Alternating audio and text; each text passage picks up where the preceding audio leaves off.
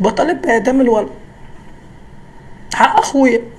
انا مش عايزه غير حقه، عايزه حق اخويا. بطالب بحقه، بالولد يتعدم زي ما قتلوا. مش عايزه بنت ليه؟ طب عارفه، طب هخلي ان الولد كان غيران منك، اضربه. تقتله ليه؟ ليه تقتله؟ ده عيل ما يعرفش حاجه، ليه تقتله؟ ليه الغل يوصل ان انت تدخل السلاح جوه كله؟ ليه؟ وبعد كده بعد ما يموت تدوس عليه عند كتفه. حضرتك انا كنت حاضر غسل اخويا من بره، طلع اللي بيغسل اخويا قال لي دراعه مخلوع، دراعه مخلوع من مكانه. ليه؟ ساعتها انا ما كنتش اعرف ان الولد بعد ما قتله داس على كتفه. بعد كده عرفت لما الناس شافت الكاميرات قالت لي هو كان دايس على كتفه. طب ليه؟ ليه الغل يوصل لكده؟ ليه حضرتك؟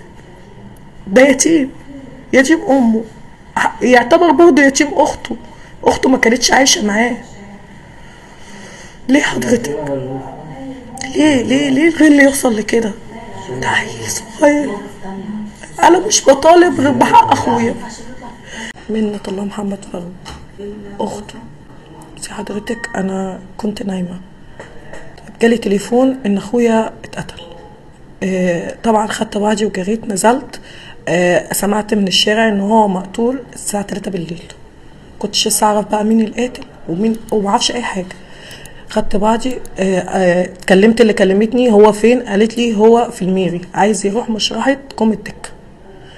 رحت الميري ما لقيتهوش، رحت كوم الدكه ما لقيتهوش.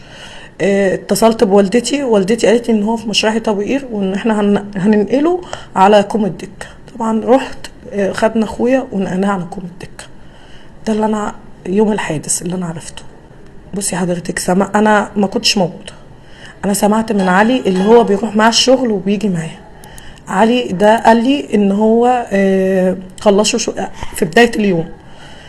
طلع علي من البيت هو ومصطفى رايحين يطلعوا التروسيكل من الجراج، قابلوا القاتل هدفهم بالطوب.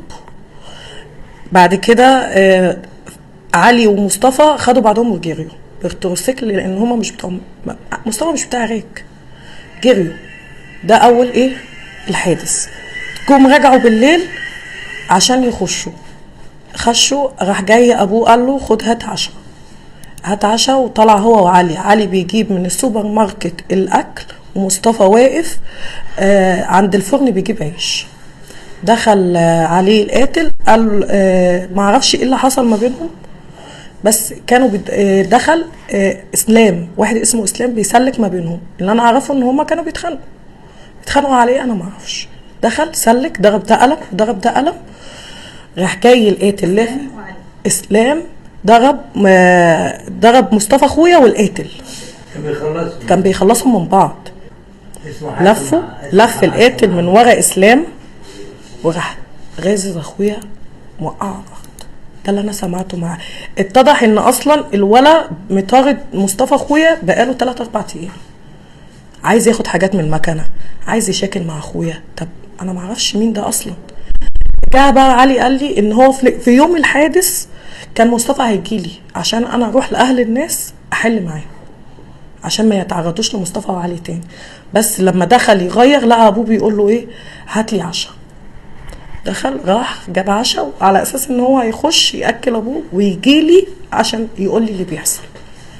بس ده اللي انا اعرفه. بيروح الشغل معاه ويجي معاه على زي اخوات مع بعض على طول. علي الغيره ده معاه التروسيكل بتاعه، تاني ما عندوش حاجه. ايه مصطفى ما يعرفوش، اخره يعرف ان ده اسمه ساكن في اخر الشارع. بس ده اللي انا اعرفه. بصي حضرتك، مصطفى طول عمره جنب الحيط، ملهوش يعني ممكن لو حد عمل له حاجه كان خوفا على ابوه عشان ابوه راجل كبير كان بيجي يشكي لي. انا كنت بروح وبحلله. علاقتي بيه احسن حاجه. بس انا اتجوزت، كان بيجيلي كل فين وفين، يجيلي كل فين وفين انا اروح له. جاب لي حاجه يجي يديهاني.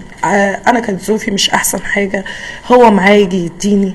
هو احن واحد كان عليا هو مصطفى ده. هو عنده 16 سنه ونص.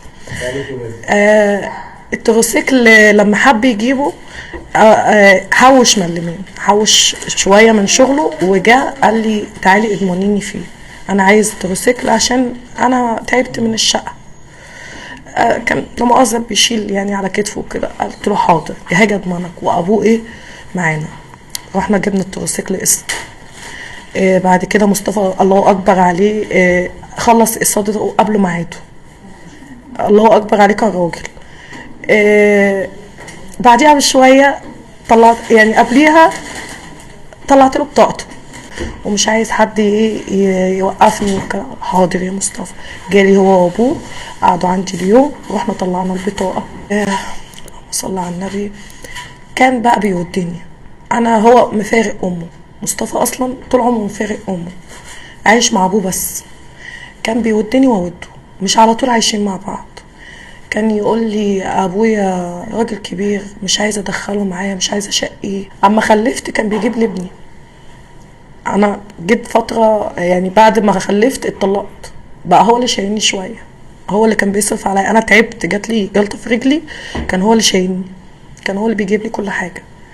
هو طبيعته هادي مش بتاع مشاكل في طبيعته اصلا، مش عشان اخويا والله، هو في طبيعته مش بتاع مشاكل في حاله. اخره يعني يوم ما يقول ان هو عمل حاجه راح السايبر، جبني السايبر على البيت يا عليا يا عند ابويا عندي. بس دي قصه مصطفى هادي مع حاله، حتى ما فيش حد اشتكى منه قبل كده. لما كان حد بيعمل له حاجه بيجي لي، عارفه لما كان يجي يقول لفظ ما يقول انا مش عارف، انا مش عايز اطلع كده، لا انا عايز ابقى محترم، الناس تحبني، انا عايز الناس تحبني، انا عايز عزوه، عايز يبقى جنبي، عشان هو كان لوحده. يقول لي انا عايز الناس تحبني، عايز ابقى جنبي ناس، جنبي اخواتي. طب اقول لك على حاجه، قال لي خلفي تاني عشان انا عايز لما اكبر يبقى هم اللي جنبي. يعني اكتر من كده اقول لك ما عندوش، غلبان والله. عاش مفارق وعاش راجل وعاش لوحده. مات خلاص. انا كان نفسي اعرف القاتل ليه الغل، ليه الغل من ناحيته؟ كل ده عشان تروسيكل. طب هقول لحضرتك حاجه، ده بعد ما جاب التروسيكل ما كانش عايز يشتغل عليه، عايز يجيب توك توك. ده قال لي تضمنيني في التوك توك؟ قلت له اضمنك. قال لي هروح افتح ابويا واشوف معايا كام وهجيلك يا منى. انا اسمي منى. قال لي هجيلك يا منى تضمنيني عشان انا عايز اجيب توك توك. تعبت ايه من التروسيكل. هو طبيعته نزيه، يحب يلبس، يحب يخرج، يحب يجيب. عمره في حياته اسألي عليه، عمره في حياته ما قال لحد لا. لو قلت له انا عايزه ده يقول لك خده بتاعك انا مش عايزه. لو قلت له انا عايز ده خده انا مش عايزه. عمره في حياته ما قال لحد لا، ولا عمره زعل حد، ولا عمره قل ادبه على حد. وده مش كلامي، ده كلام الناس كلها.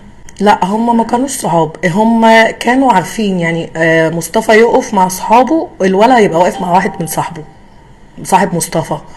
قبل كده ان انا عرفته ان هو ضرب مصطفى بالقلم، مصطفى ما ردش. هو مصطفى يعني ممكن كتوم، من نوع له كتوم، يعدي مرة 2 3 لغاية ما يزهق ويحس ان هو خلاص اتقل منه كده. بس انا متعلقة بيه، كان هو انا اللي ربيته يعتبر. عارفه القاتل كمان يعني اقل، يعني ممكن 18 الا كام شهر القاتل، يعني ما فيش برضه فرق ما بينهم. هو اطول من مصطفى، اعرض من مصطفى شويه. عافيه عن مصطفى. مصطفى هتشوفيه ضعيف خالص، غلبان. عارفه حضرتك الناس كلها بتحبه، الناس كلها عمره ما زعل حد والله، ولا عمره قال ادب على حد. كان نفسه يبقى عنده اهل، كان يجي كده يقول لي انا نفسي كان يبقى امي وابويا مع بعض وانتي تعيشي معايا.